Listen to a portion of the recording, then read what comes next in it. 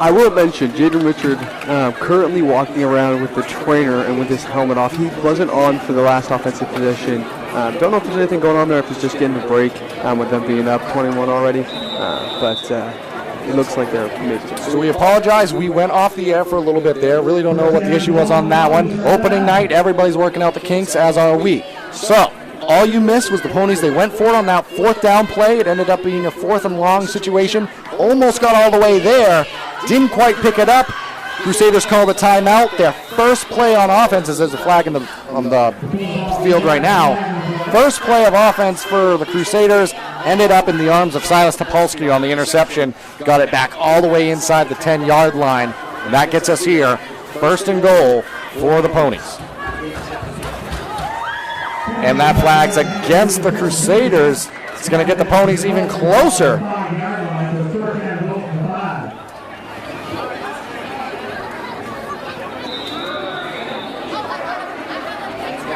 Three wide receivers for Foxcroft, back to the normal package that we've seen for most of this game. That it is.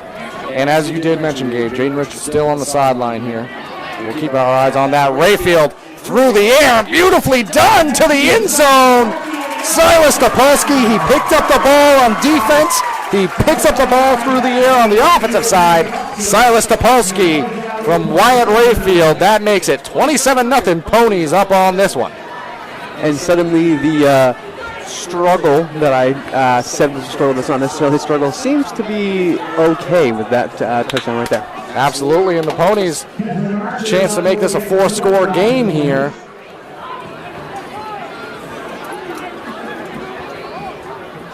Marsters, not to try to jinx here, it's not the intention, but he's been perfect tonight and hasn't really been close. He's been strong through the uprights. That one no different. That's going to make it a 28-0 game.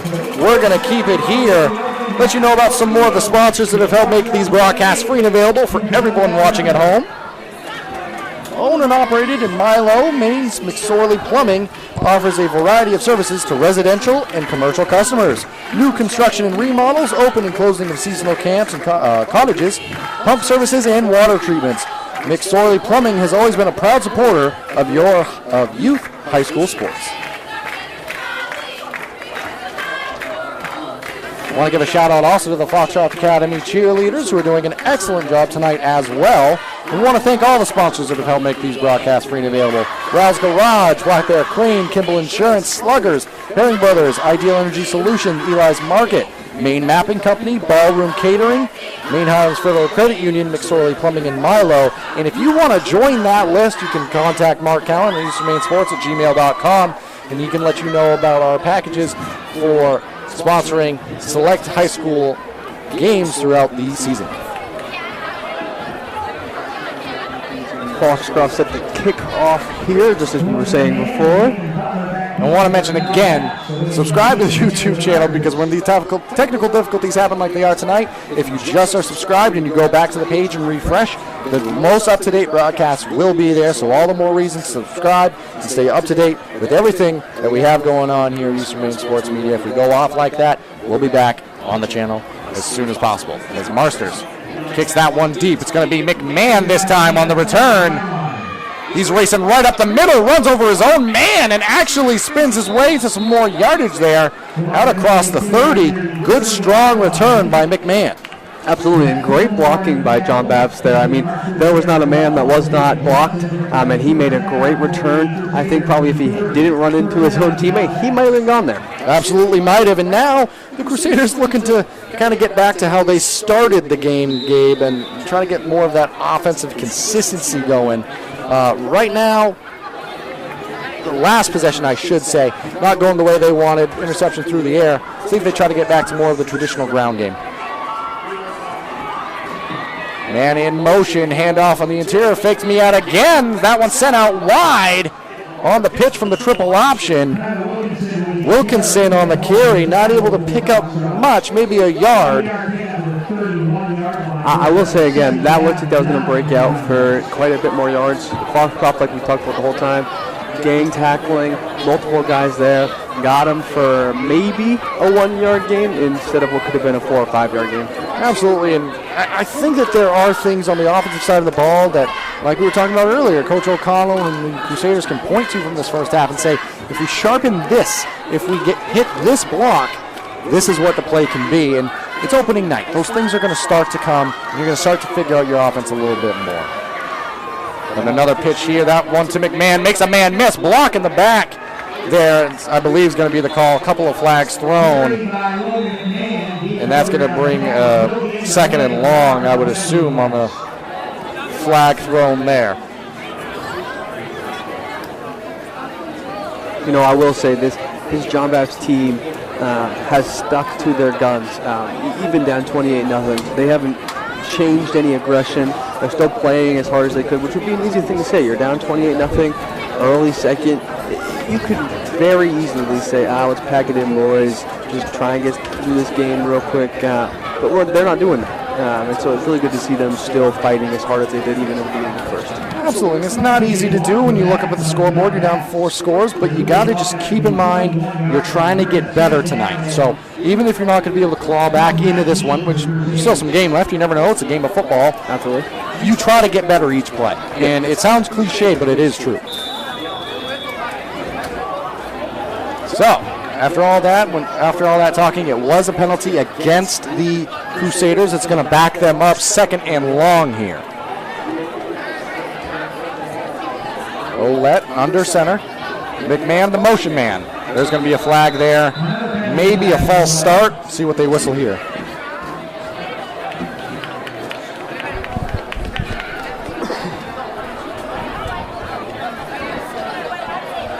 It is going to be a false start against the Crusaders. Going to back them up even more. So we got a second and very long now. The question is, do you get out of your triple option just because it's a long distance? How do you? I think you got to. The important thing tonight is to try to establish your identity. Yeah. Who are you as a football team? And if the triple option's who we are, then you just got to keep going at it and. You kind of forget about the down and distance at this point. Just try to run an offensive play that's going to be successful. As McMahon trying to do just that. Does get some room. Pickup of a couple along his sideline. Flag coming in as well. So that may be a late tackle out of bounds. Yeah. It looks like potentially that could be what it is. After what's been a fairly clean game, this drive alone, we've had quite a few flags. Yeah, absolutely. I mean, the great run set up that potential penalty there and got them a good chunk of yards. It could put them right back in a first down scenario. Yeah, I mean, if you count the flag, that's a good gainage of yards right there. It's going to bring up third and manageable. Maybe even see if the chain moves. It looks it's still going to be third down. Yeah, it looks like 3rd and 4 maybe, which is a whole lot better than second and like 30-ish. Yeah. Quick math, Gabe, if that's the yardage. That's a 26-yard gain. It looked like it. Look at us. That's not our strong suit up here in the booth. That's the truth. See if the Crusaders can get back to their strong suit, try to pick up a first down here. So led under center. Motion man is Cashman. He's going to keep it, throw it, tipped in the air. The play was there, but that was an excellent defensive play by Kemsley Marsters. Even if McMahon had caught that, it would have been tough because he had so many defenders there. Or I should say if the ball got to him, it would have been tough to catch with all the defenders in the area. But he had some space, so. Absolutely, and even then, I think where he would have caught it, it might have been a yard or two away from a first down, whereas now you're still 5-ish.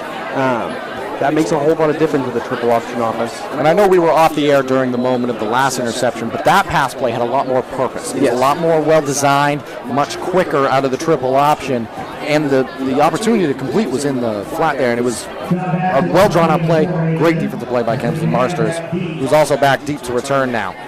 James Richard still on the sideline, no longer with the trainer. Just might not see him again in this one, I would assume, based off score alone, as he's still in this one, out of this one. But Gage Beaudry and Marsters, they're going to watch that one bounce to the sideline.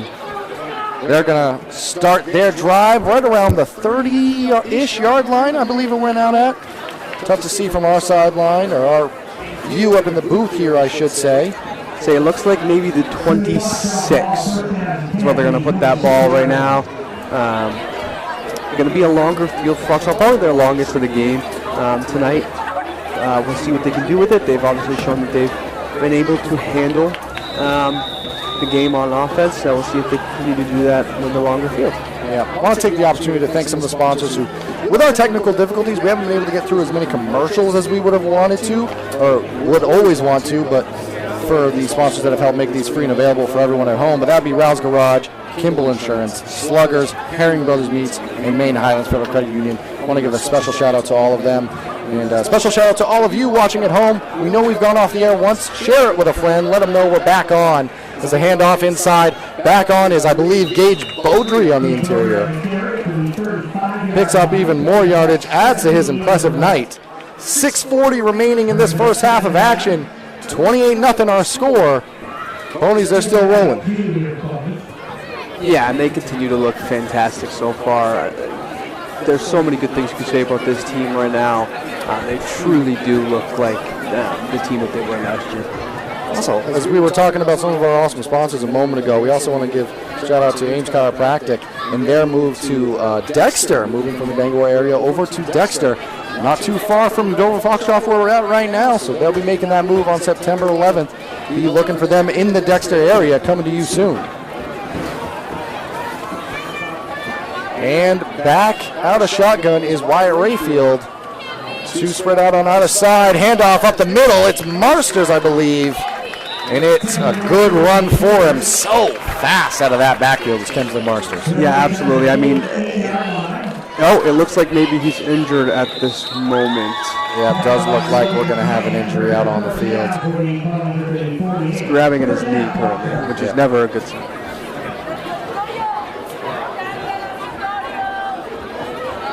We are going to keep it here in lieu of our technical difficulties. The Kensley Marsters is already back up to his feet. The thing I can hope for here is that maybe it's a Charlie horse or something of that nature. I don't want to speculate from this high up in the booth. That's not fair to do. But he did hop right back up under his own power. So if nothing else, that's a positive sign. We'll try to stay up to date the best we can on that.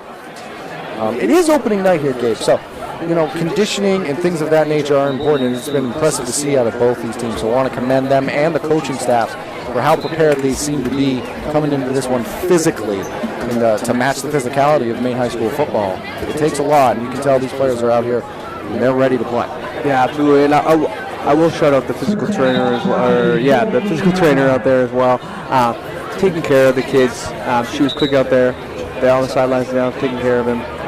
Shout out to them as well. They're a huge part of this game, even though they don't play.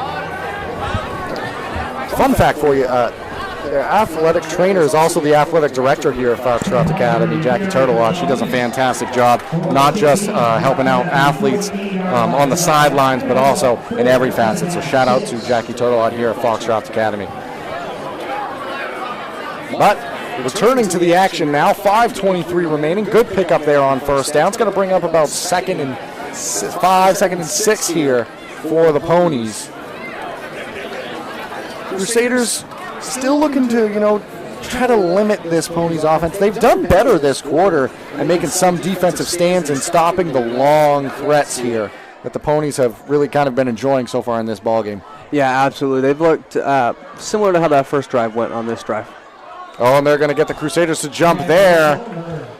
Very disciplined football early on here for the Ponies. It saved them a possession early on in this ball game that got them the first score. And jumping across the line there was Ian Fader, the senior. And that's going to make it a much more manageable second and short here. And when it's 2nd and 1, you might be able to take a chance here on a long play. Maybe try to set up a pass. Give yourself a short third down situation. Try to keep working in that passing game, which has been fine. But fine's not quite good enough for this state championship defending Foxcroft Academy Ponies team, looking to really get that a little bit more crisp through the air. Yeah, absolutely. You want to get sharper as the game goes on, especially coming back from a state championship. And man in motion, pitch to him, kind of a shuffle pass. He's going to be swallowed up right across the first down yardage there. Harvey there on the carry. That was a strong tackle by a Crusader there. I thought Aiden Harvey was going to have 15, 20 yards initially, and I'm not quite sure which arm it was that reached out and took him to the turf, but or grass field here, I should say, at Foxcroft Academy. Beautiful night for football, by the way. At kickoff, it was high 60s, and it's kind of cooled down to a nice, perfect playing weather temperature here at Foxcroft Academy. Yeah, absolutely. I mean, I don't know if you could ask for better weather on opening night. Tough to do. And Rayfield, handoff up the middle.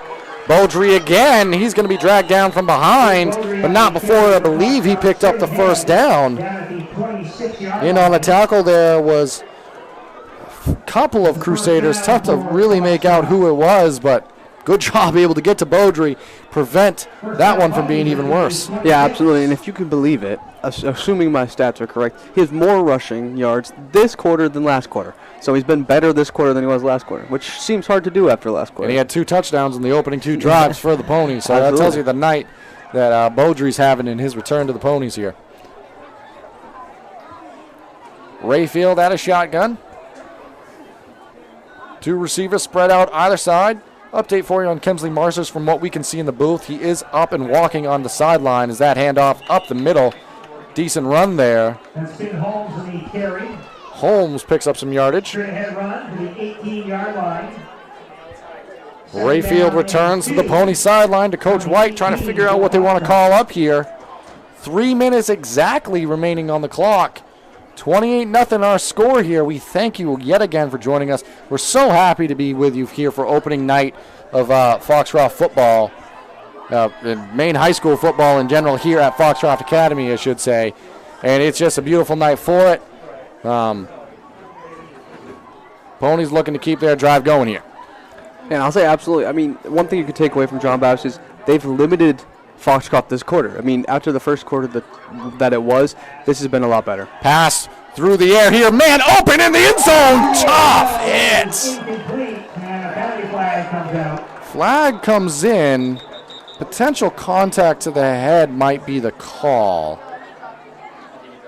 There's going to be a discussion here as that one was made from the farther side judge. There's going to be a conference about this play. That was tough. That was more of a bang-bang play. Didn't quite make out because of the darkness and the shade of the end zone there on the backside who the intended receiver was. I don't want to speculate, but it seemed like it was a pretty clean breakup, but maybe some contact to the head, Gabe. I'll say it seemed that way. They're picking up the flag now, so potentially. Yeah. The call was originally made from the judge nearest our sideline here, and there was a closer official, and I believe they might have had a better look. Because I'll say from the booth, it wasn't easy to see if that was, helmet to helmet. It didn't look it initially, but all the same, great defensive play in the secondary. Yeah, absolutely. Saved a touchdown because it looked like he was going to have a touchdown right there. All the same, it is 3rd and short. So see if the Ponies go to more of a traditional run approach here to try to pick up the first down. They're going to hand off kind of on a reverse sweep there. It's Beaudry. He's going to have room to work with, going to outstretch the ball and walk into the end zone.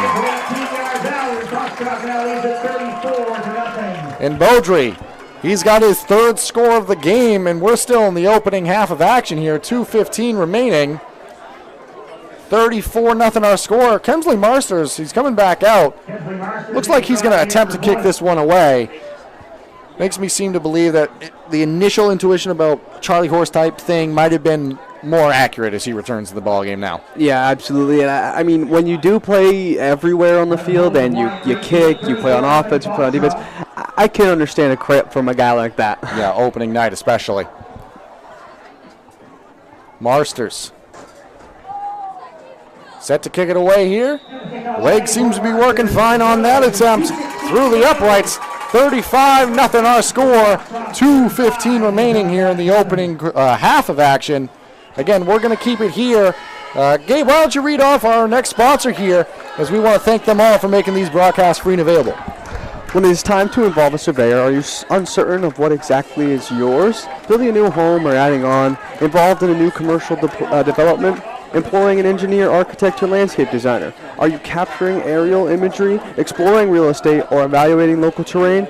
These types of projects often present problems that only the proper use of land surveying or geomatic services can resolve. Centrally located in Dexter, Maine Mapping Company provides statewide offerings of land surveying, geomatics, and mapping services uniquely tailored to project demands from conventional surveying to high-end remote 3D mapping. Reach out to Main Mapping today to discuss your project needs at 207-800-5807 or connect with us on the web at www.mainmapping.com today. Beautiful, Gabe. Well done. Good job there. So we're 2 minutes and 15 seconds away from the Black Bear Crane halftime show. Ponies up big in this one, leading 35-0. We are going to have a halftime guest. Dan Hall, he's going to let us know about the Ideal Energy League starting here at the Jim Robinson Fieldhouse. Something we kind of had mentioned earlier on. Ideal Energy, our pregame sponsor, and want to thank them for supporting Maine High School athletics the way they do. And I'm really excited to be able to talk to Dan a little bit more about what's going on in the Jim Robinson Fieldhouse. But we'll leave that to then and leave the kick into Marsters as he gets that one away, returnable, and see what the Crusaders can do from very close to their end zone here. And Butler got swallowed up by a couple ponies, which has been the theme of the game, Gabe. Yep, I was just about to harp on that just like you did. I mean, truthfully, there has not been one occasion where there's one guy tackling one guy. It's been 2 or 3 every single time, no matter what, which is exactly what you would expect from a team that just won the state championship. Absolutely, and you know, maybe not as polished. It feels so weird to say that. I mean, they're up 35-0. But I'm still sure that up 35-0, Coach White's going to see things to improve upon from this first half of action. We still have a whole nother half of action to go. And I do want to mention that I believe at some point, if the score keeps increasing before the Crusaders can get on the board as they throw it through the air here, they've got some space. Nice job, able to pick up some yardage. Might be their longest play from scrimmage so far this game. Great job there through the air, Olette. And just like that, some momentum, maybe shutting up what I was about to say. I just wanted to mention running clock potential here as we enter the later stages of this first half and especially into the second half. So stick around because the action might start creeping by a little bit quicker than normal if the score keeps going the way it is. But if the Crusaders have it their way, that may not be the case. Yeah, absolutely. I mean, great play there. We like to see close games. I mean, who doesn't, right? But it'll be interesting to see if Foxcroft does put in some of the backups. You get those guys time, especially for the seniors that they have, 14 of them. Get those guys time. Handoff up the middle, keeps the feet churning, able to get a yard or two. And that's going to be, I believe, Rollins that went up the middle there. Gets a couple of yards. And, you know, if you're the Crusaders, I've still really liked some of the things they did. You know, going forward early in this game in not advantageous field position shows, you know what, we know who we're playing. And it's okay. If I'm Coach O'Connell and the Crusaders on the sideline, I'm not really worried about the score right now. Yeah. Scoreboard doesn't really matter. You're going out there to get better and better each play as now we're under 1 minute remaining in this first half of action. You're just trying to keep improving and see which plays can get you there and get some positive energy into your football team. Yeah, absolutely. Olette, he's going to be going through the air again. That pass to the flats, completed up near the first down line. 40 seconds remaining. Almost picked off, though. There were a few ponies involved in the action there. I mean, you got to give credit, though. McMahon makes that catch in traffic. I mean, 30 seconds. They're hurrying up, going to try and get in the end zone. I would assume you may see a big play here, or maybe they'll just run it out like they've been doing already. Try to maybe treat it like a 2-minute scenario and get the most yardage you can. Quick passing situation. Third pass in a row complete. That time with some room along the sideline. Tried to hurdle for some more yardage there, but knocked out of bounds. That's actually going to stop the clock. So 14 seconds on the clock, 14.1 to be exact. I believe they still got some timeouts on the Crusader side. If memory serves correct, they've only used one so far in this first half of action. So they do have some timeouts to work with.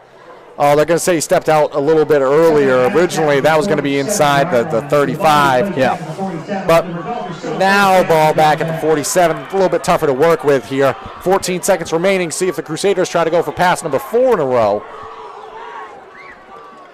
Motion man Olette. He's got time, lots of it, goes deep, caught! And that's going to be a timeout, I assume, by the Crusaders.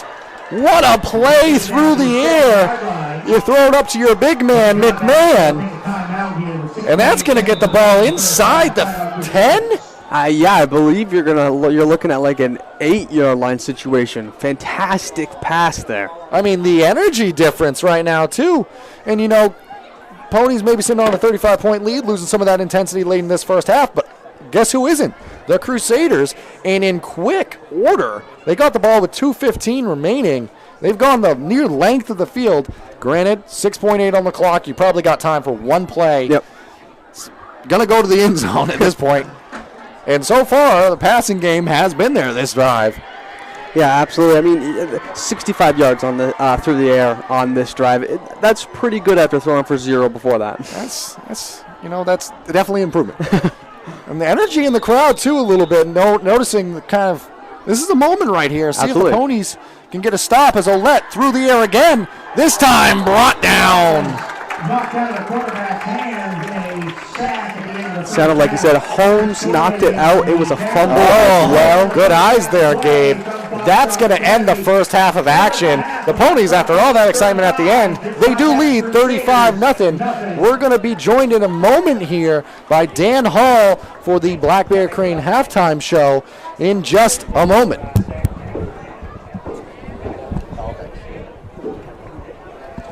We're going to take it to a quick break and rejoin you in a moment. We're not going to go to commercial as we've had some technical difficulties tonight, so we're going to keep it here, but audio-wise, we'll rejoin you in a moment. Hey, Gabe. Hey, Dan. Hey, guys. It's good to see you. Nice to meet you. Nice to meet you. So, I'm going to have you video this on...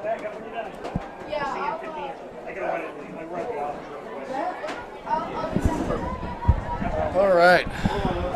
I know. Give me like a tap.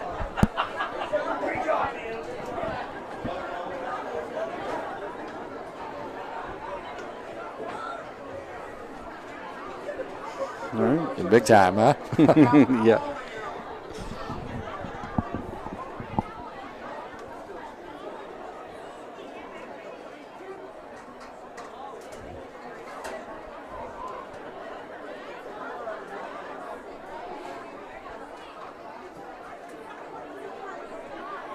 Dun, dun, dun. 35.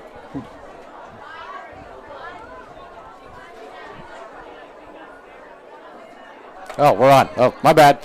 Welcome to the Black Bear Crane halftime show. I'm so happy to be joined by Dan Hall. We're going to talk about all things Ideal Energy and what's going on over there at the Jim Robinson Fieldhouse, which looks really nice up here from the booth here at Foxcroft Academy. But maybe before we get into that, I'd like to know your thoughts on that first half of action, which had the Ponies up 35-0 in this one. What's kind of your thoughts when you were seeing the Ponies out there? Well, I think the Crusaders finally woke up there. I don't know what they're thinking, trying to run the ball up the middle against these Ponies here. They're pretty stout in the middle there, but looks like they got something going through the air. Yeah, Crusaders on that last drive especially. I mean, that's some momentum into the second half. Really excited to see what they're going to do. And, you know, they haven't had any ounce of quit. It's easy to do when you start to get down in a football game, but I've been super impressed by Coach O'Connell and their staff and those players able to keep fighting through in this one. Yeah. But here at the Black Bear Crane halftime show, we're here to talk about you, Dan, and kind of walk us through. I understand there's some exciting things happening over there at the Jim Robinson Fieldhouse. Why don't you let the people know a little bit more about what you've got going on? Sure. First of all, though, I would like to say thanks for all that you guys do. I've been a fan of you guys for a while. I've definitely enjoyed a lot of your broadcasts and thankful for you guys doing what you do, because I've seen a lot of games that I haven't been able to make it in live action, so thank you. But, so over at the Fieldhouse, I bought this machine called Hit Tracks. I was introduced to Hit Tracks by a college friend of mine, Jesse LaCase in Skowhegan. He makes wood bats over there in Skowhegan, and he has a batting cage up there, and then he had a Hit Tracks machine put in, and I was just blown away by it. I used to go over and he'd do adult leagues, and guys would show up, pay $10 a night, and play for 2 or 3 hours. And I was like, man, that would be awesome in our area. And so I've just kind of had that idea in the back of my mind forever, like the last 5 or 6 years. And then they had the batting cage put in over here, and I just, my brain gets going. It's hard to stop it. And so I had this idea and talked to them about renting the facility, and bought the Hit Tracks machine. And then I had this crazy idea that I wanted to try to make it free for kids in this general area, Dover, Dexter, Guilford, Greenville, Milo, and Corinth. And have this big fall-winter league and reach out to a bunch of companies and see if we could raise enough money to make it free. So I'm about a third of the way there so far. I still got a lot of fundraising to do, a lot of sponsorship opportunities still available, unique opportunities on the website and in person. And One of the big things that I want to do is exactly what you guys do. I want to live broadcast some of these games. So I'll be picking your brain here in the next couple of weeks. We love it. But yeah, so with that, my vision for that is to have some of the high school kids come in and kind of do the play-by-play and have some fun with it. And I'll pay them gladly, but I need those sponsorships to be able to take it to that level. Have kind of a sports center feel for the kids. Some highlight reels, some real Instagram, stuff that they can share for themselves, and just make it a real entertainment deal. Centered around the students, these young athletes, and having the availability and the option to do that. It's why we do what we do, and it sounds like it's what you're doing, what you're trying to do. So a couple questions for you, Dan. So for people that may not be as familiar with hit tracks, I know what you're talking about in the language you're speaking, but kind of break down hit tracks a little bit for those at home that may not be quite as familiar with what it is and the service it provides. Right. So I explain it as a golf simulator for baseball and softball. So you hit the ball into a screen and you hit the ball and it goes up on the screen. A machine picks it up. It knows how fast the ball is going, the trajectory of the spin of the ball, the launch angle of the ball obviously is important in baseball and softball. And then it's basically a video game. It looks like a video game at that point. So there's no running.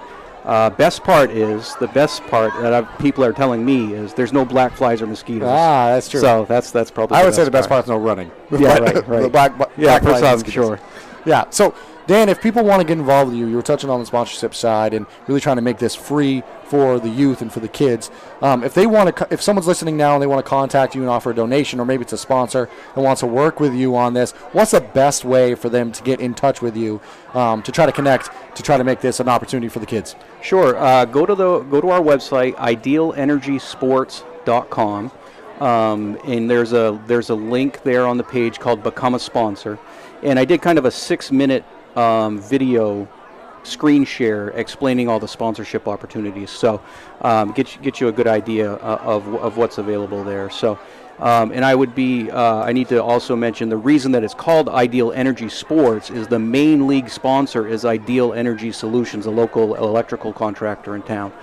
He was the first one that I contacted, and I said, hey, I've got this idea. And he just said, how much do you want? He was all for it. So that's a great partnership that we have there. And really kick-started this whole idea and got the ball rolling. So. And it's kind of one of the beautiful things about not just this area but the surrounding towns as well, is when there's an opportunity to give back to the youth, and the area really comes together. And I think that this is just another beautiful opportunity to make use of a beautiful Jim Robinson Fieldhouse as well, which is getting a lot of views, but this is another way to give back to the kids and give them an opportunity to, like you say, kind of become that sports center star in a way and get a lot of people involved. So it sounds like just an extremely exciting opportunity. Like Dan mentioned, if you want to connect with him, go to his website, become a sponsor on their website as well. And we also I just created a joint sponsorship opportunity between our two organizations here, just for anybody. You don't have to be a company. We're just asking. I just put it out there, $10. If you want to help us do what we do and make these opportunities, free for the kids, and we'll take as much as you want to give us and put it to good use, as you can see here. But that'd be great. Help us both out. Can't complain about that at all. Yep. Well, thank you so much again for joining us up here, Dan, on the Black Bear Crane Halftime Show. So excited to keep watching this grow and you to keep doing great things, giving back to the local community. Can I get 15 more seconds real quick? Of course you can. So we got a fundraiser night coming up. It was supposed to be September 9th, but then I got good news that the Hit Tracks machine was going to be early. It's 2 weeks early. So I said, you know what? Let's postpone the fundraiser night. We'll do it on September 23rd. That way I have the Hit Tracks machine. People can come in, really get an idea of what it is, and get excited about it. So that's coming up. A lot of silent auction, raffles, games, contests, door prizes for kids, all kinds of stuff. So you heard it here. September 23rd. 23rd. Get to the Jim Robinson Fieldhouse, Dan. Thank you so much for joining us here on the Black Bear Crane Halftime Show. Thanks, guys. Appreciate it. All right, so we're going to take a quick break and rejoin you guys in a moment.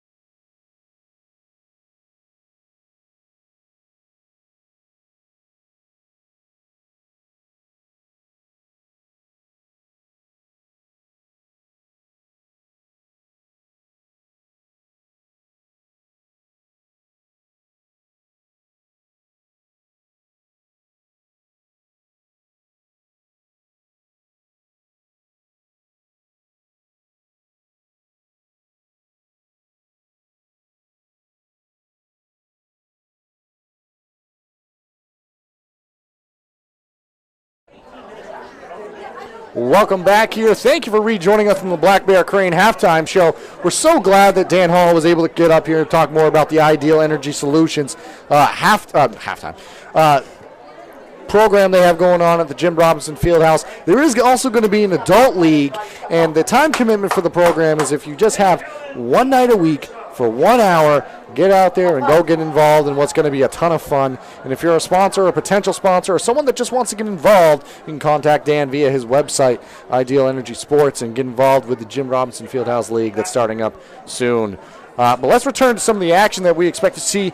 Update for you folks, if the score stays the way it is right now, or the Ponies keep adding on, so a greater than 35-point advantage, the second half of the football game will be running clock. So what that's going to mean is the rest of this game, if the score stays the way it is, or if it's at any point a 35-point differential, it's going to be running clock.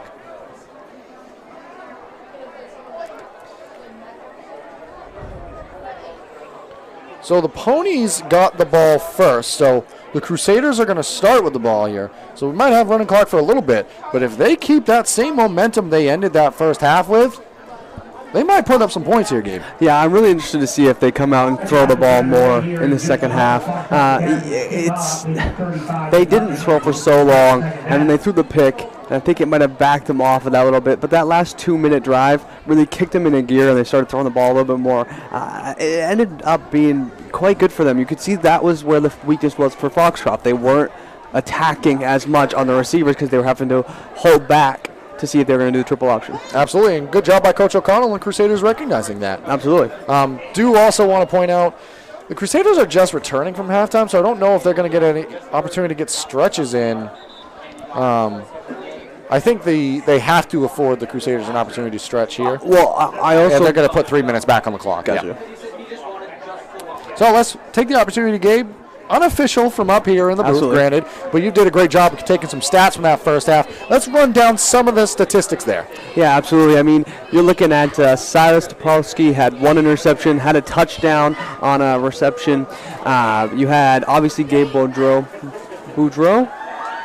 Yeah, something like that. Scores a lot. Yeah. He has 89 rushing yards. We're getting close to 100 for him and 3 touchdowns. Having a great day, obviously. Marsters had that 72-yard return. 5 for 5 on extra points, 16 rushing yards. He's doing everything, obviously. Beaudry. It just came back to me. It just came back to me. He spun so much in that first half of action that I forgot up here. Yeah, he spun our brains around. If you missed that play, go back and rewatch the broadcast, maybe even the first broadcast because we went off the air once, but make sure to go back and check that out. Just some impressive performance out of Beaudry in that first half. Yeah, absolutely. And I'll add Finn Holmes, number 12 for Foxcroft, 58 yards on the ground so far, and then forced a fumble on that final play. That was huge because they were so close to scoring. He's just been fantastic. Yeah, the Crusaders have gone like 5 for 5 on that final drive. We'll get to some more stats as we get closer to the start of the second half, which may be sooner than the minute 33 on the clock, but want to thank some more sponsors. Eli's Market, located at 54 Water Street in Guilford, offers full-service meat, produce, and deli departments. Eli's also offers additional services such as propane, rug, doctor rentals, ice, and more. More information is available on their website at elismarket.com. Black Bear Crane is a family-owned and operated crane and rigging service provider located in Herman, covering the state of Maine with cranes from 27 to 240 tons. From roof trusses, HVAC units, seal and precast erection to modular home and communications equipment. Call 977-BEAR today. And with that, looks like Kemsley Marsters, who did go down with an injury at some point there in that first half of action, is set to kick this one away. His first couple kicks out the back of the end zone. Ever since then, he's been kicking it to about the 5-yard line, giving the opportunity to return, maybe trying to pin the Crusaders deep, but they've had some okay returns, getting it out past the 20, so I wouldn't be surprised if he tries to boot this one away, if the leg allows. I was going to say, yeah, you do wonder if maybe the cramping in the leg also is helping the fact that he can't get it out of the back of the end zone. Yeah. Either way, he's set to kick it away. And back to return, I believe, is Butler and McMahon for the Crusaders. Yeah, Nathan Butler back there. McMahon had some great plays in that first half as well. Didn't quite get involved as much as maybe the Crusaders would have wanted, but that one Takes a hop, takes a second and a third, and it's fielded by Butler. Scoops it up. He races along the opposite side, lowers the shoulder, and he gets out past the 20-yard line. 11-yard line. By number 11, Nathan Butler. He'll be taken down by Matt Fillmore near the 20-yard line. Give it a 9-yard. And it's going to be net roughly 9-yard return, courtesy of Toby Nelson, the public address announcer here at Foxcroft Academy.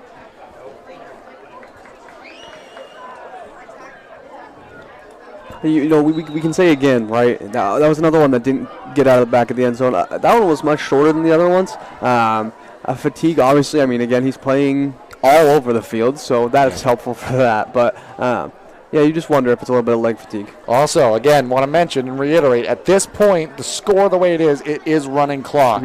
So unless the Crusaders get it within a 35-point margin, so less than that, as we have a running back toss, Topolsky went up on the defensive play there, and that was intended to Butler. A little bit of some razzle-dazzle to get the second half started. Absolutely. That was, you know, it felt like that was going to happen eventually, right? With the way it was working, you felt like maybe they were going to try something like that. If he got the arm on it, that could have been a huge play because they had sold out for the run. You know what? You're right, Gabe. It was there. Butler had some steps on Topolsky. Give Topolsky a lot of credit. Able to get back. Ball a little bit underthrown. As I was trying to explain the running clock, as we're already at 10:30 here into the second half. As Olette back under center. He's going to be passing it again, that time to the flat. Cashman comes away with it, and there's about 6 ponies involved on the tackle there. Holmes involved. I believe Caruso. It's hard to see all the names there. Walton involved as well, and that's going to set the Crusaders back inside their own 15-yard line from about the 12. 3rd and long. Yeah, not exactly what you want to see for the Crusaders. Obviously, that the offense that they run is not necessarily built for this long a 3rd down. It'll be interesting to see what they do with their running clock. Do they decide to make it a 4-down territory or what? You're seeing adjustments from the ponies as well that has been truly impressive. Able to adjust to knowing they're in a passing situation. As that one out to the flats and out to McMahon. Able to pick up a little bit on that far side. Couple of ponies involved. Tough to see from up here in the booth. Toby Nelson says Kemsley Marsters. I believe him, Gabe. So that's who brought him down for the ponies. 4th and quite a few. It's going to be probably a punting situation here off the boot of McMahon. 9:05. Second half's going to speed right along now with the running clock here, and if the score stays the way it is. So don't go for the popcorn quite yet, as this game's going to start moving rather quickly. But back to return is Beaudry and Marsters. Haven't had much opportunity. Marsters had the one nice return for about 15, 20 yards. Going for the block on the kick, almost got there. That one going to bounce a few times. Ponies are just going to let it land. Going to be down by the Crusaders. Right around the 42, 41-yard line. Ponies going to start in favorable territory as the offense retakes the field. I expect to see the starters maybe a touch longer. And important to mention, this has all been done for the majority of the ballgame without Jaden Richard. Yeah, absolutely. I don't see him along the sideline currently. Might just be involved in the sea of Pony Maroon there, but number 3, Jaden Richard, a key cog for this Ponies team. So if he's available, you do want to get him some run time. For sure. Let him get his legs under him game-wise and try to get him more involved here, if able and if healthy, in the second half.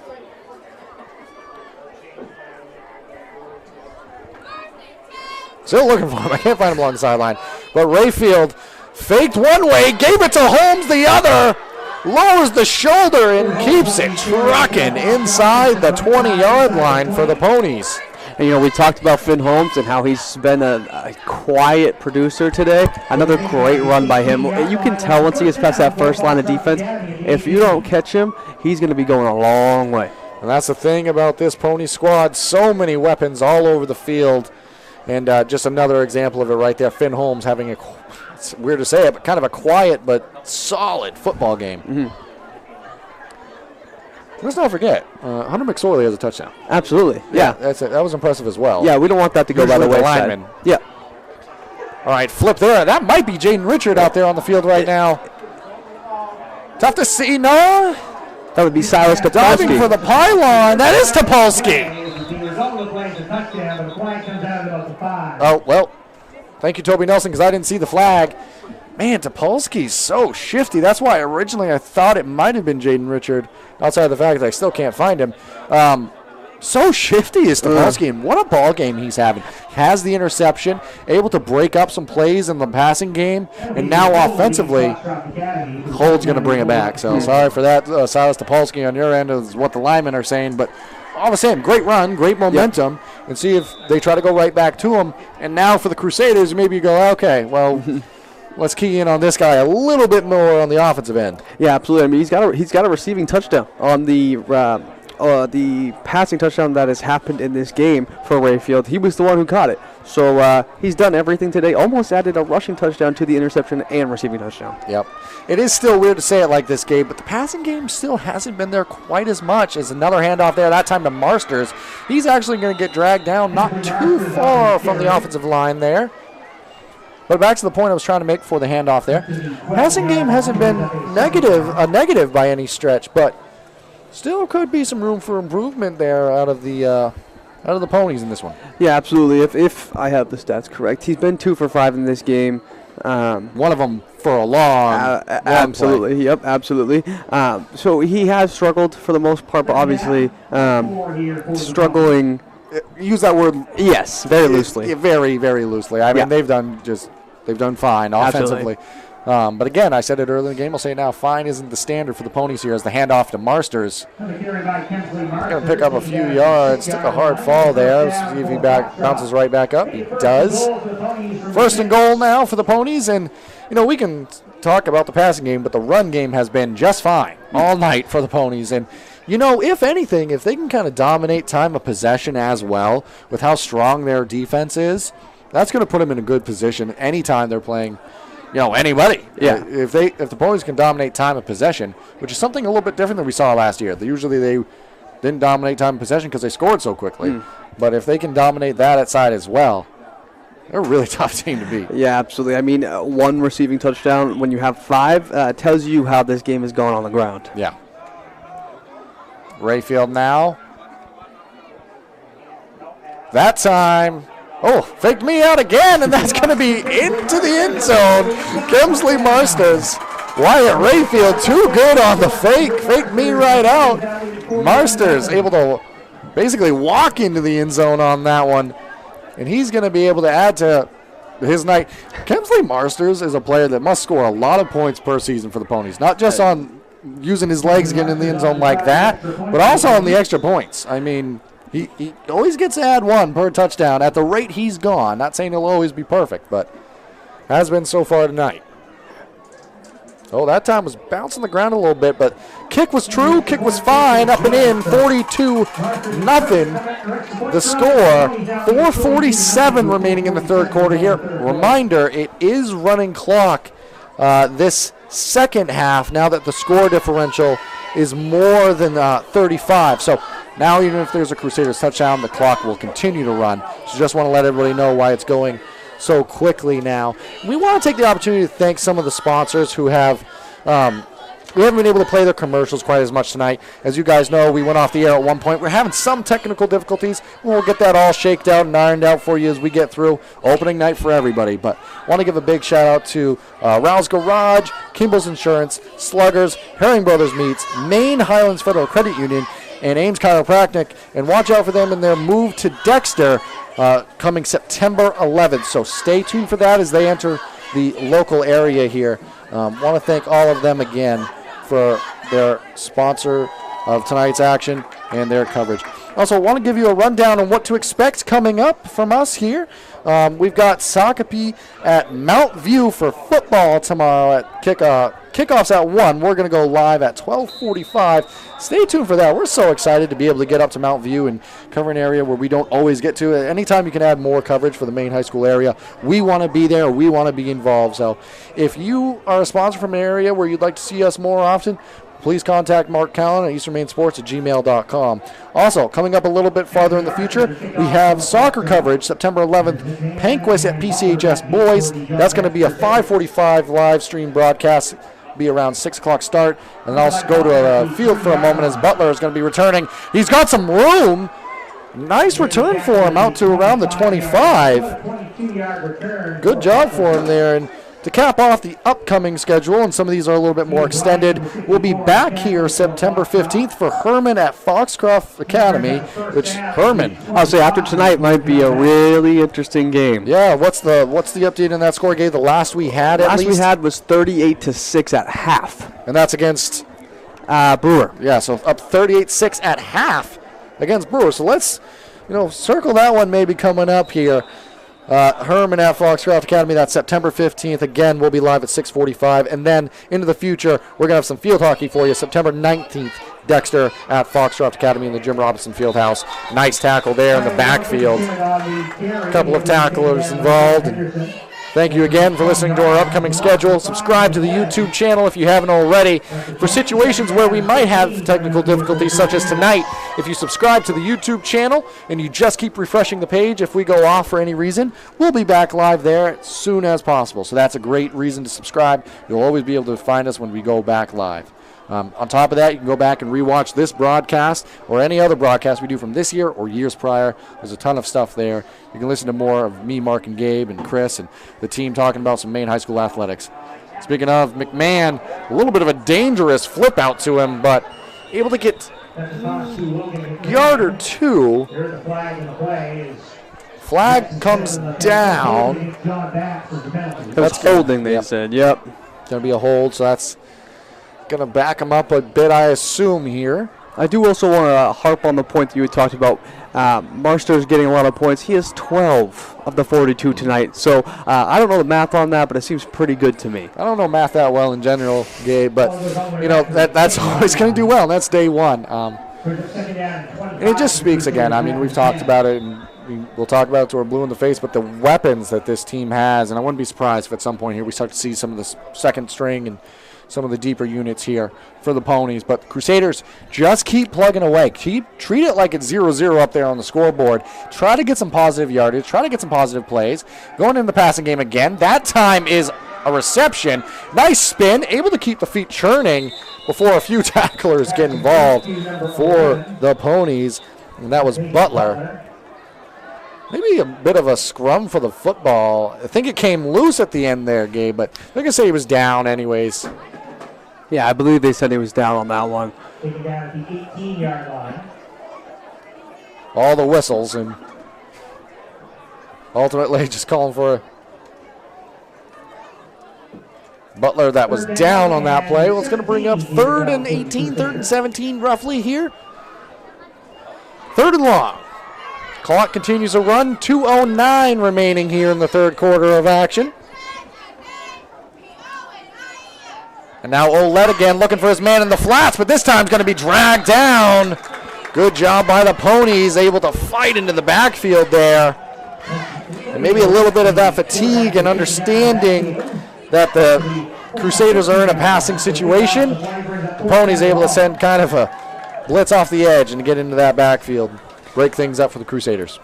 Yeah, and to say about the adjustments that Foxcroft has made, I mean, 65 yards on that last drive.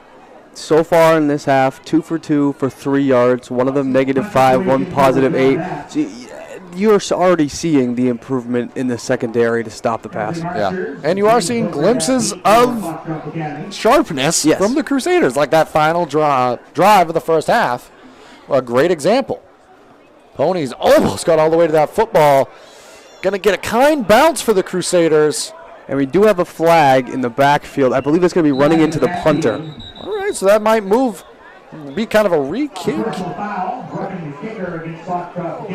Maybe a first down. Oh, yeah, that's a big one. So let's see what the verdict is down on the field. 1:05 remaining in the third quarter.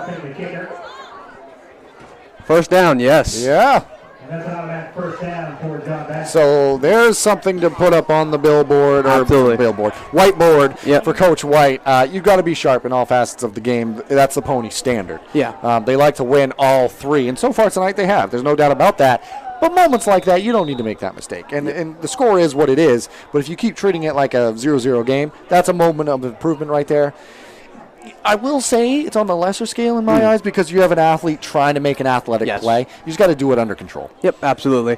Like you said, the aggression there is much appreciated even in a 42-0 game. But yeah, you want to pull up there and not get a penalty. Not everyone's as spry as Mark Callan, able to fly into the backfield. As he sits next to me, done a great job producing and doing the camera work in this one. Swing into the backfield there. Butler puts it under the arm. Picks up a few yards. I believe that was Butler. Actually, might have been. It was Wilkinson. Yeah, it was Wilkinson. My mistake. Number 14 there. Clock continues to run. That might be the final play of the third quarter here, as it's sitting at currently 18 seconds. 42-0 our score. See if the Crusaders try to get off one more play.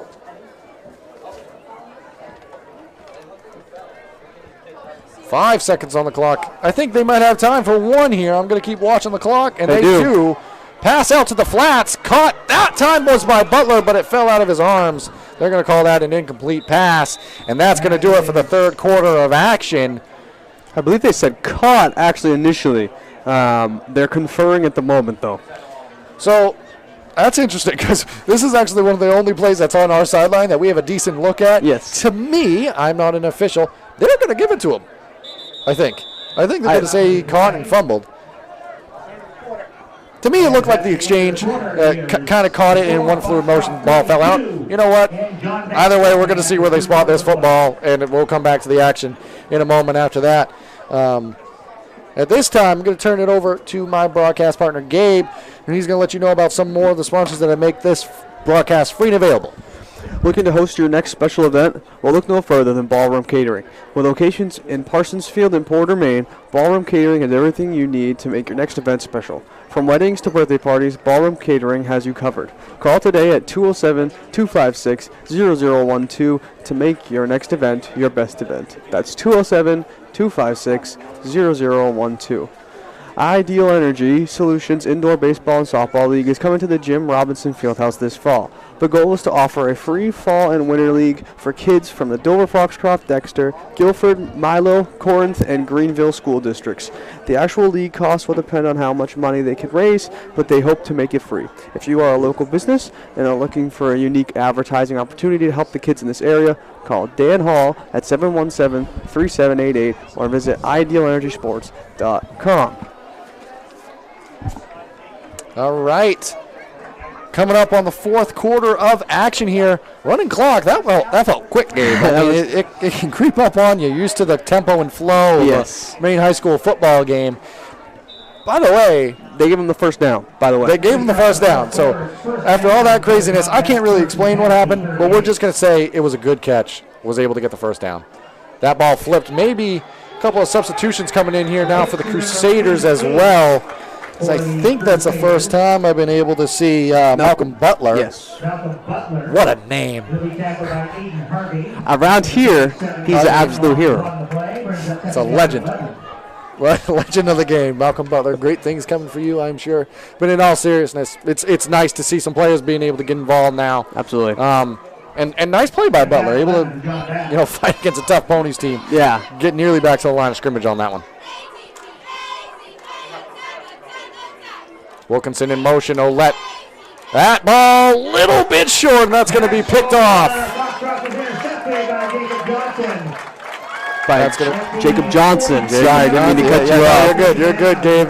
Good call there. Johnson, the interception. Player down out on the field, it appears, on that far side. Tough to see who it is. As we get, I hate speculating on injuries because it's not right to do, but as we get later into this game, all I can hope is that it's for a cramp. It's the opening night of football. I also believe, I think he got up for his second, and I believe his number is 9, which would be Shane Gallo. Okay. Well, this is a situation where the clock does indeed stop as we sit at 10:58, 42-0 our score. Gabe, Gallo's already back up under his own power, walking off the field. So I don't want to speculate, as I've said, but it appears to me to be cramping issues opening night of football. Absolutely. Let's kind of reflect on this game so far a little bit. I mean, we still got a fourth quarter of action to play. Running clock will make it feel a little bit quicker, but state championship ponies coming out on their home field to start the football season here in Class D, but also Maine High School football. Pretty good statement out of them so far on this one. Yeah, absolutely. I mean, great game by the Ponies. We obviously saw the holes that they have that I'm sure Coach will certainly patch as the season goes along. But great game by them, and also great effort by the Crusaders. Don't want to put them down for a game that they lose 42-0.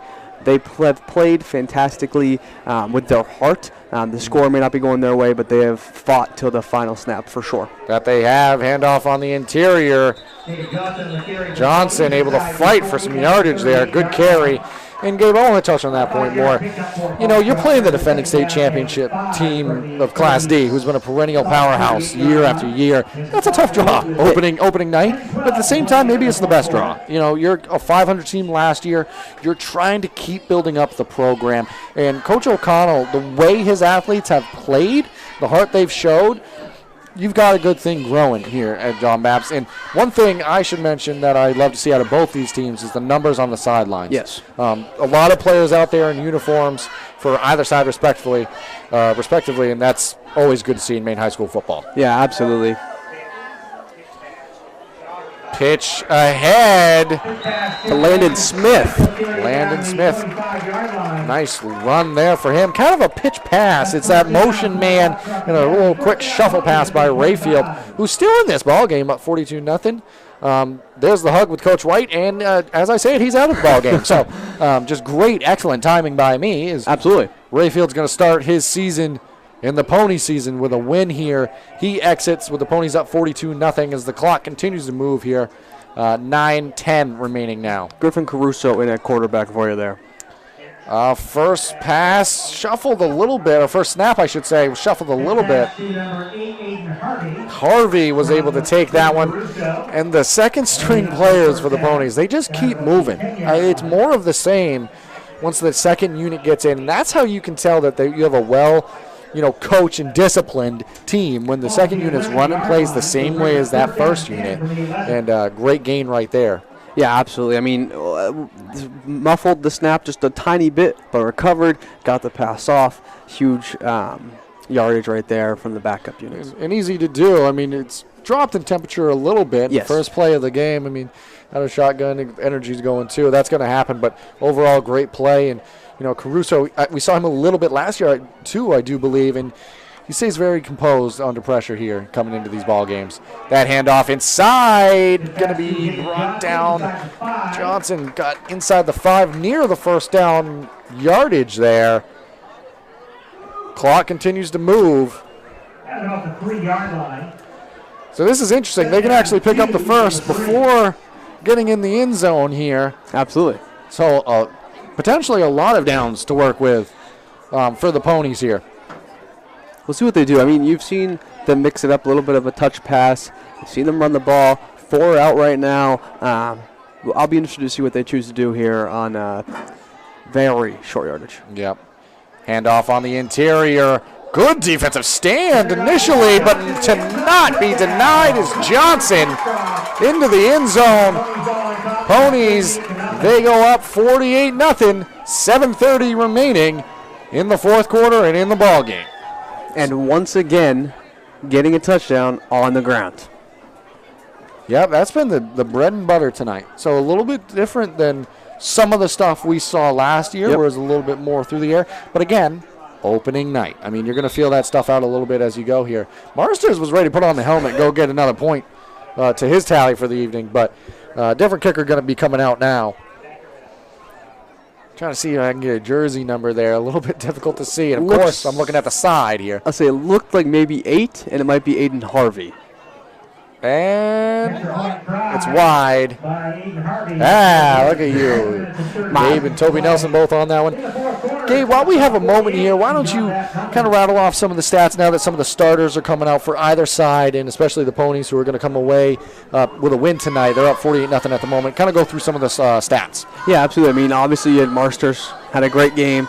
Had the 15 yards rushing in the second half with the in the third quarter with the touchdown.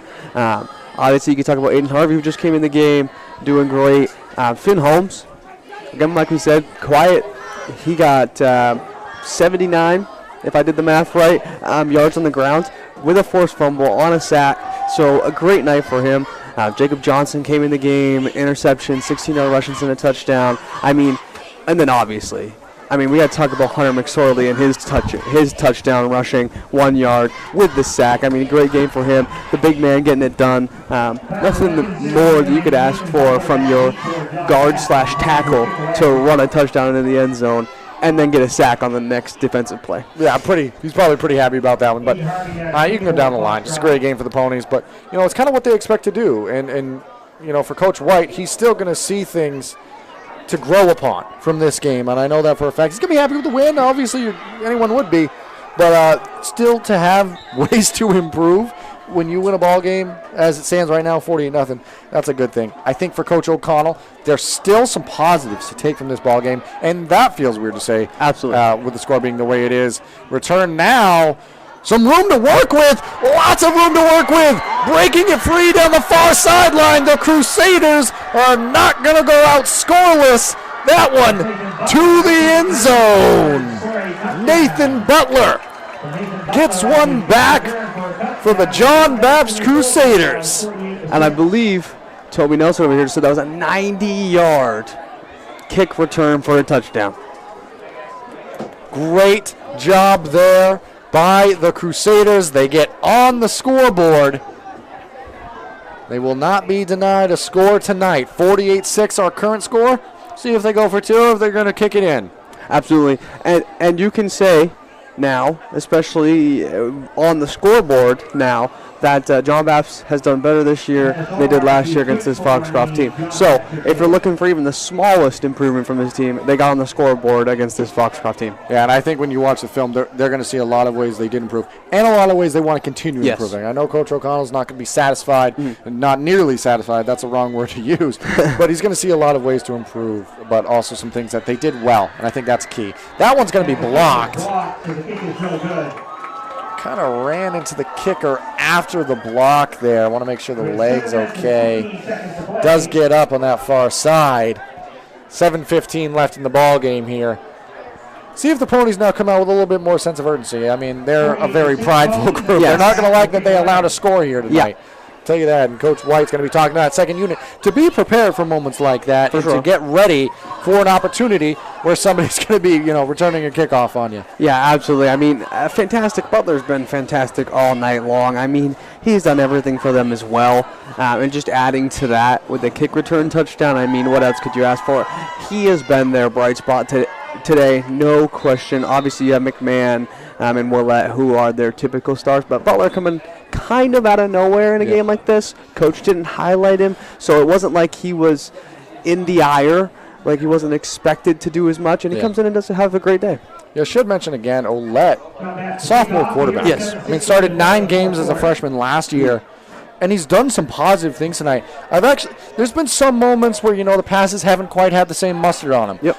Pressure from the Ponies. There's a lot of things that go into that. But overall decision-making, granted there's been 2 interceptions, but overall decision-making has not been a problem so far in the majority of this ball game. Absolutely. Out of a triple option offense, trying to pass your way back into a ball game, I'm pretty impressed with the sophomore quarterback who, again, I'll say, is a sophomore quarterback. I mean, there's going to be a lot of room for improvement as this season goes, and as he goes throughout his high school career. I mean, we're in opening week of this season, so I'm not getting too far ahead of myself. I'm just saying the future's bright when you have that sophomore quarterback back there making some of those plays. Yes, and big praise from Coach O'Connell before the game, saying that he is one of the best quarterbacks he's ever had for the triple option, which says a lot about a sophomore kid being able to read a triple option offense that well. It's not easy. All right, but ready to kick it away now are the Crusaders. Not going to try to onside kick this one, more of the traditional. See if we get a tit-for-tat return here. There was some momentum. see who was involved. Number 7, Hayden Rollins, for the first down. Rollins. Academy on the 17-yard That's who they whistle. I don't know. I can't really make out the jersey, so I'm going to go with it as well and say it was Rollins.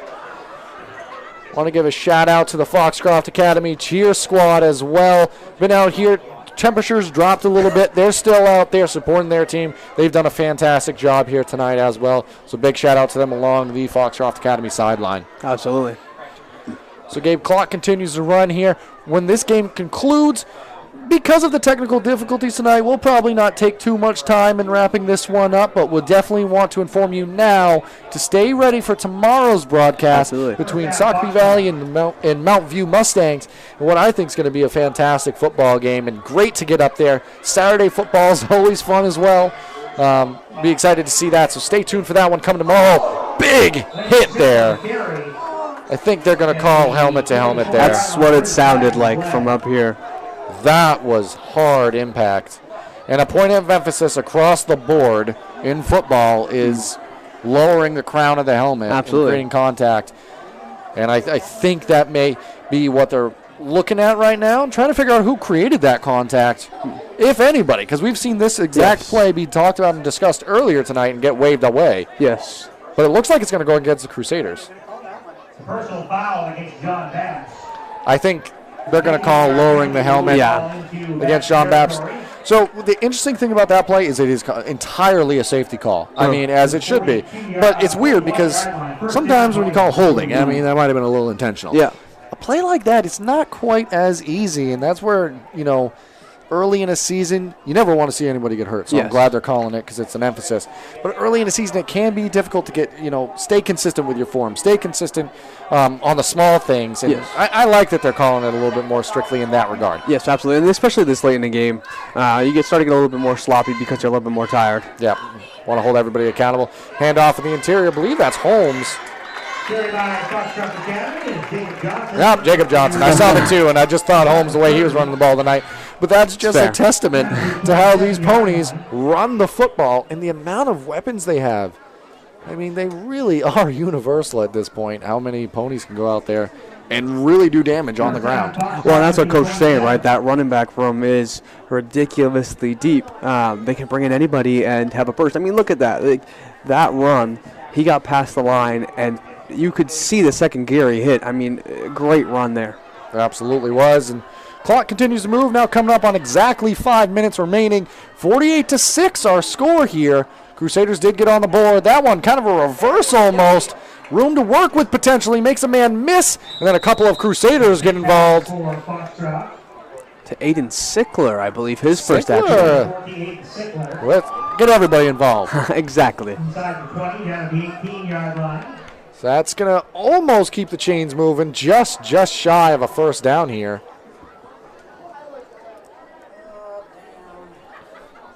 Pony's looking to keep this one moving.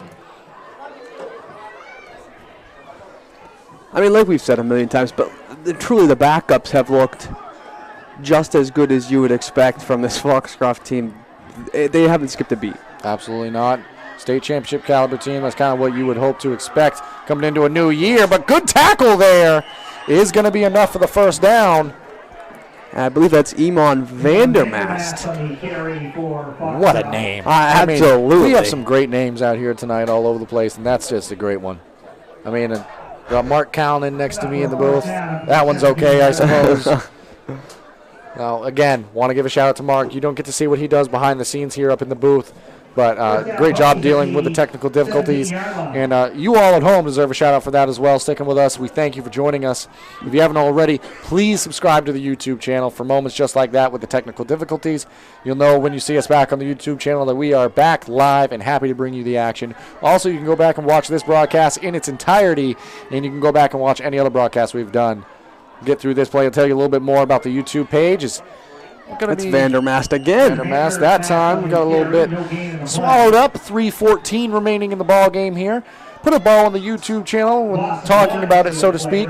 Is I believe when I looked last, Gabe, 81% of the people who have viewed some content on the YouTube channel are not currently subscribed. So if you're one of those people in the 81%, consider doing so. It's completely free. If you have a smart TV, you can also watch us on the TV. So it's much easier to do if you Absolutely. subscribe to us and do it that way. But all the same, thank you guys so much for tuning in. We're so excited to keep bringing you Maine High School athletics and to showcase some of these amazing athletes that we get to have the privilege of watching time in and time out. Caruso the pitch. Room to work with. Flags painting the field. I think we're going to see this one come back. See what the ultimate call is here. And Aiden Sickler's second reception, but yes, it was holding on the play. Almost Aiden Sickler's first touchdown in the game. But nonetheless, it is going to come back for the Ponies. They're doing all right, though. 2:27 left, up 42 points in this one.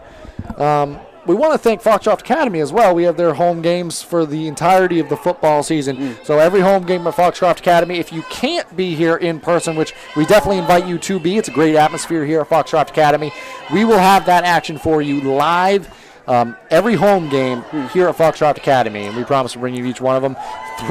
We hope that the technical difficulties don't persist, but no matter what, we will be bringing you that action. Caruso, pass out wide. Harvey, the scamper, that takes it under 2 minutes, and it takes him inside right around the 15-yard line.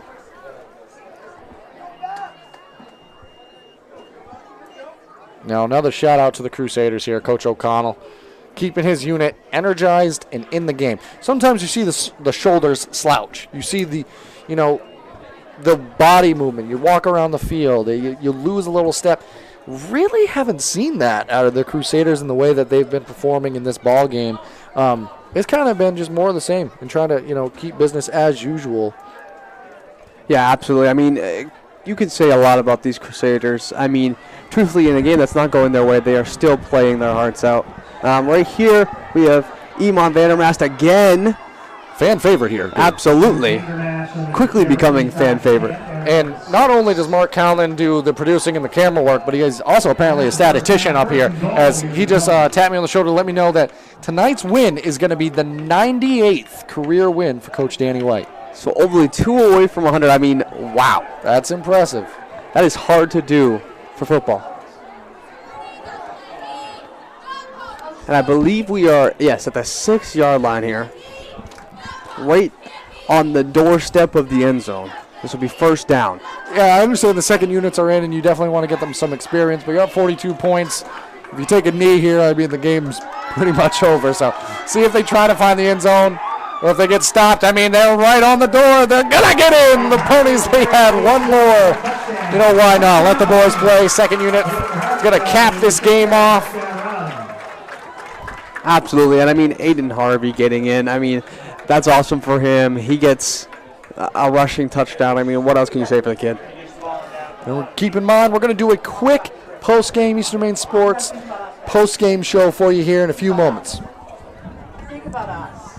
We're looking at the extra point. I believe, well, we're waiting to see who was going to kick the extra point here.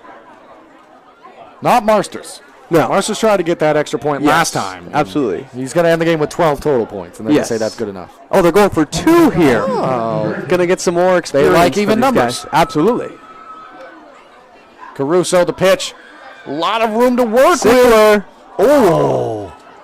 That was a great stand on the goal line there, and it's going to deny the 2 points. I apologize for my gas there, but that was just a lot of impact, but a clean hit. Absolutely. Do want to take the time to do one last lead for Rouse Garage, Black Bear Crane, Rouse Garage and Dover Foxcroft, Black Bear Crane and Herman, Kimball Insurance in Sangerville, Sluggers and Brewer, Herring Brothers in Guilford, Ideal Energy Solutions in Dover Foxcroft, Eli's Market in Guilford, Maine Mapping Company in Dexter, Ballroom Catering in Ospey, New Hampshire, and serving in Maine, Maine Highlands Filler Credit Union in Dexter and the surrounding area, and McSorley Plumbing in Milo. I want to thank them all for their local support of student athletes and Eastern Maine Sports Media. If you would like to advertise with us at Eastern Maine Sports Media, you can contact Mark at easternmainsports@gmail.com or 207-270-1314. And with that, 24 seconds remaining in this one. Technical difficulties. through it all. We Absolutely. brought you the action. We thank you so much for joining us. We're not going anywhere quite yet, but great opening night of Maine High School football. It's great to be back. We'll have more. We got more coming for you tomorrow, Mount View versus Huckabee Valley. That one's going to be exciting. First chance to really see a couple of those teams in quite some time, and it should be a lot of fun. We're excited to bring it to you. Oh, ball bounced around, eventually picked up. Last time, that's how they got the touchdown. Absolutely. So, you never know. I believe that was Thomas Curtis who returned that kick there, number 40. And I believe that'll do it for the game because I don't think they're going to play off for Yeah, that's going to be the ending of the ball game here with the clock running the way it did, 54-6. Our final score here. The Ponies, they come out on top over the John Bapst Crusaders. Gabe, let's do the Eastern Maine Sports Post-Game Show rather quickly here. Let's go through some final stats, and we'll take us home. Yeah, absolutely. I mean, like we've talked about, Kemsley Marsters had a great game, 72-yard return, 6 for 6 on extra points, 16 yards rushing.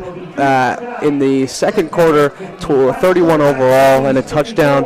You're looking at Aiden Harvey, who had 13 yards on the ground, 30 through the air, had a touchdown on the ground. Finn Holmes ended with 79. There we go, to the math, rushing, forced fumble and a sack. I could go everywhere. Yeah, I mean, the stats are impressive. It was a great game. We're so happy we were able to bring it to you, technical difficulties and all. And we will see you tomorrow at Mount View High School, where Mount View will take on Huckabee Valley. And we're so excited to bring that one to you. 12:45 will be live, 1 o'clock kickoff. And signing off here, Eastern Maine Sports Media coverage of Maine High School.